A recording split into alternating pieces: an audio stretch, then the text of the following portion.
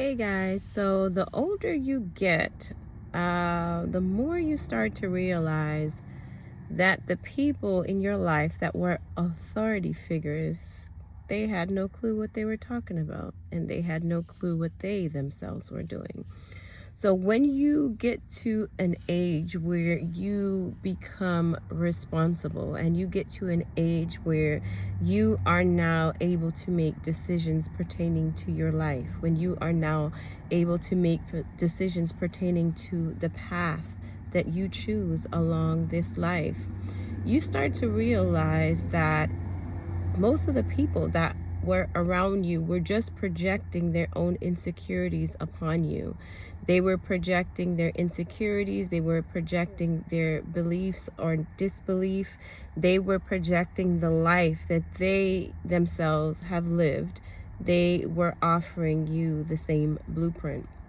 But once you've awakened and once you have come to the realization that absolutely no one knows what they're doing, and you come to the realization that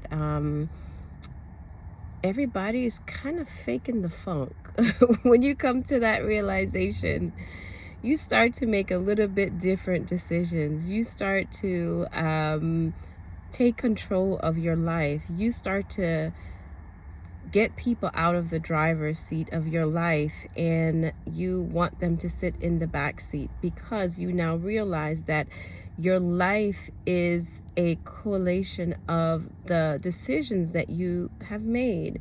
Your life, or where you have ended up in your life, is determined by the decisions that you have made.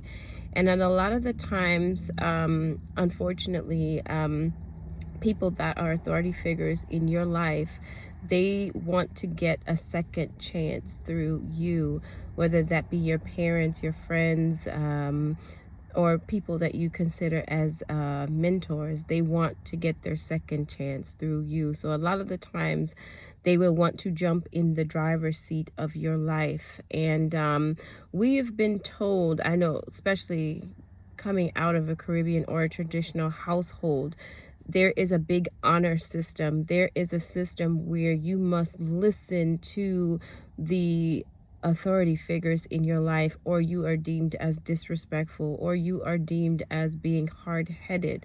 But you get to a certain place where you realize, this is my life. This is how I want things to turn out. So I now need to make the decisions that are in alignment with the path that I am going down.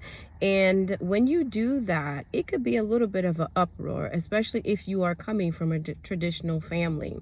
When you see certain generational patterns that continuously repeat themselves, you see generational patterns that you've seen your grandmother go through it, you've seen your aunties go through it, your mom go through it, your sister go through it, and you now decide that, hey, I want to be the cycle breaker. Hey, I don't want to continuously listen to you guys' explanation as to why I need to do this thing, or as to why I need to go according to your plan. When you decide to do that, you're gonna be labeled as difficult, you're gonna be labeled as disrespectful, and you're going to be labeled as weird, everything above.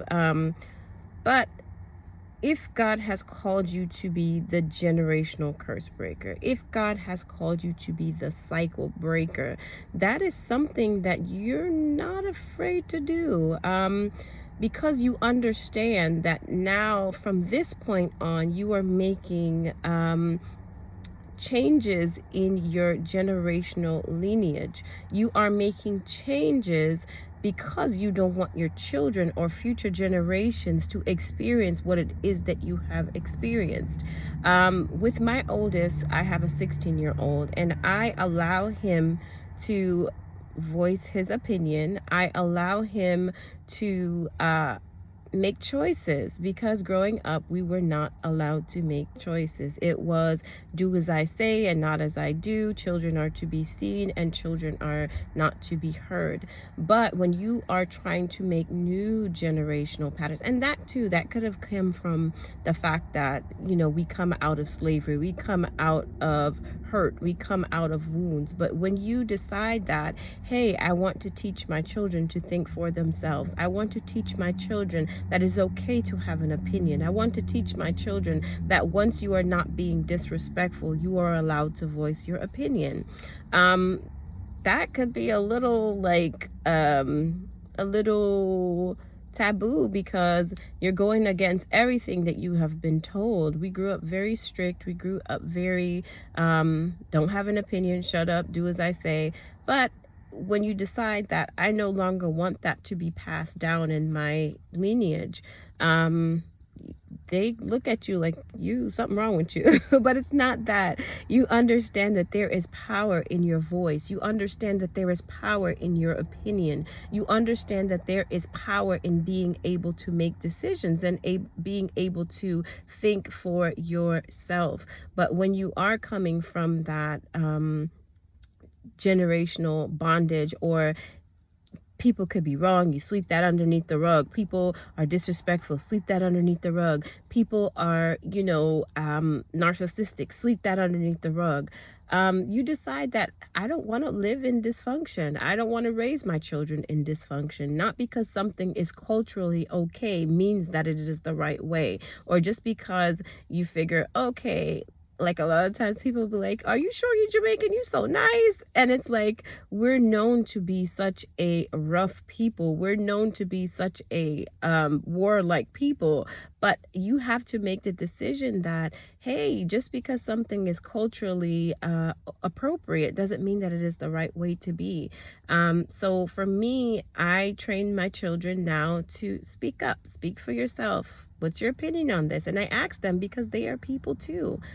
We grew up where the only people that were valued were the elders. There's always a saying to respect your elders. But what they fail to understand is the word of God also says, out of the mouth of babes and sucklings, God has perfected praise. So sometimes we think that because these children are small, or we think that because, they're in a smaller body, that they don't have anything important to say, or that because they may not want to, or as your children grow older and they may not choose the path that you laid out for them, we feel that they're wrong. And it's not so.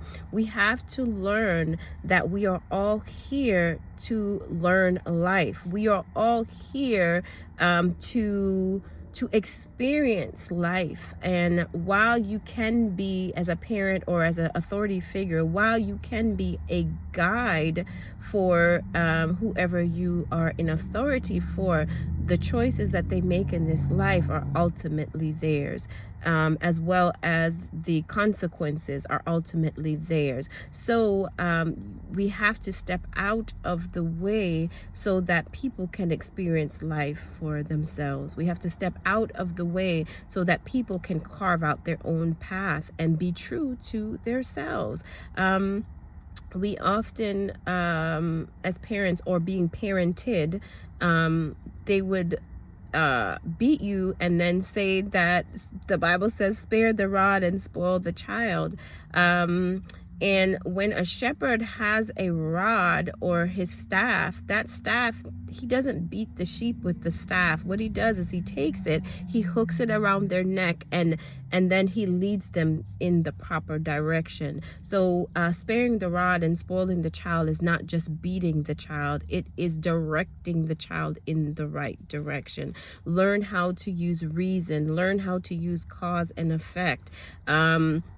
Because like I said, when you grow up in a home, or when you grow up in a culture that the first thing that they do is want to lay hands on you, or want to bad you up, you don't realize that it shuts down a child, or it shuts down the individual where now they are afraid to speak their opinion. It shuts down the individual where now they are afraid to express themselves, because every time you express yourself, you're met by the rod. Every time you explain yourself, you're met by the rod.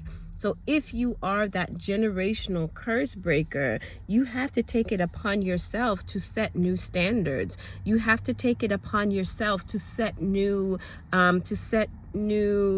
rules of how you would like to grow and how you want your future generations to go. That's why healing is so important. You have to sit. Where have you been hurt? Where do you need attention to heal those wounds?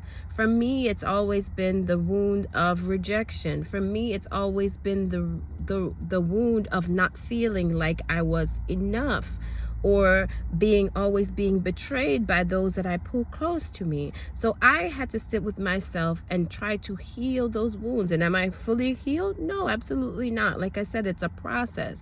You will continue till the day you die. It will be a journey. Till the day you die, it will be constantly evaluating, re-evaluating, seeing where I can better myself, seeing where I can offer more to myself, because we're often taught too that being selfless is a good thing, and it's not a good thing. If you are a person that gives, do, and you always put yourself last, you get to a place where that cup is so empty, that cup is so dry, you can't do for nobody else. You can't do but another thing we're taught too, don't be selfish, don't be this, and sometimes you have to be selfish. Sometimes you got to be like, okay, no, this is mine, this space is mine, this is mine, I'm not sharing this with anybody. And it doesn't mean that you are a bad person. It just means now that you understand that you have to prioritize self-care. You have to prioritize your mental health.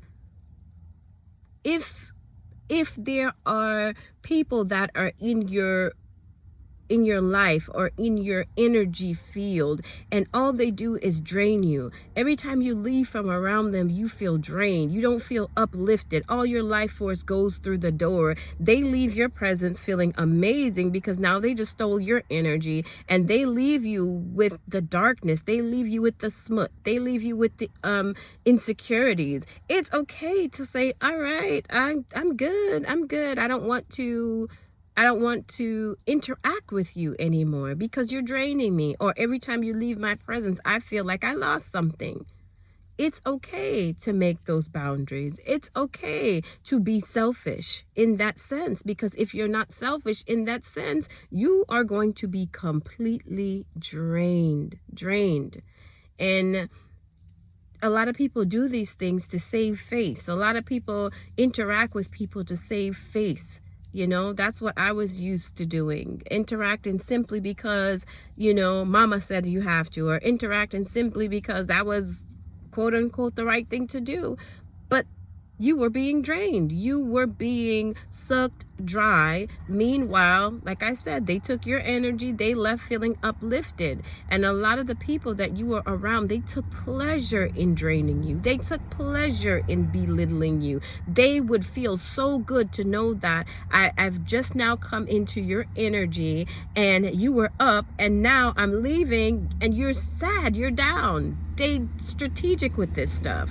So if it's just to save face, if it's just to not look like a bad person, you're doing yourself a disjustice. So it's okay to be selfish. It's okay to be concerned about yourself. It's okay to put you first.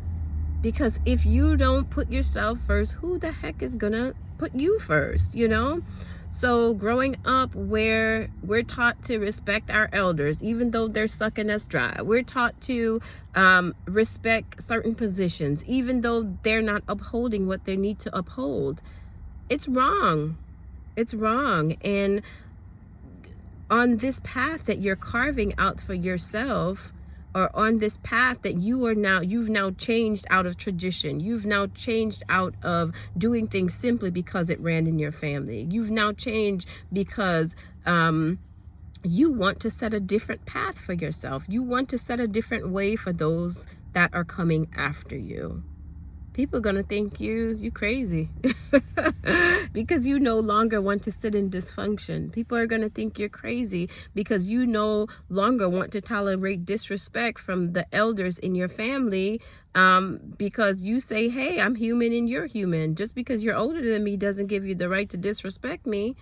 They're going to label you as difficult. And it's not that, it's that you are now setting standard for yourself. You are now setting boundary for yourself. You are now carving out the path that you desire to go down. And if you're the trailblazer, that path has not been cut before. So you now are going to have to take that bulldozer. You now are going to have to take that machete. You now are going to have to take that knife and cut out and carve out the path, because it hasn't been done in your family before. It hasn't been a walk down. So while you going into the unknown with your machete, wheeling and cutting trees, they looking at you like, where are they going? Where is she going? Where are they going? That path is forbidden. Where are they going? Nobody ever took that path before. So you're going to look crazy, but you keep that machete in your hand. You keep that machete and you cut down them trees. You chop down that wood, because you are creating a new path. And that's why it's important to follow your heart, follow your spirit.